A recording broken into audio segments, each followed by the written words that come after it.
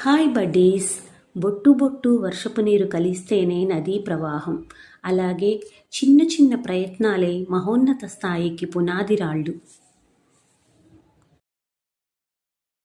బొట్టు బొట్టు వర్షపు నీరు కలిస్తేనే నదీ ప్రవాహం.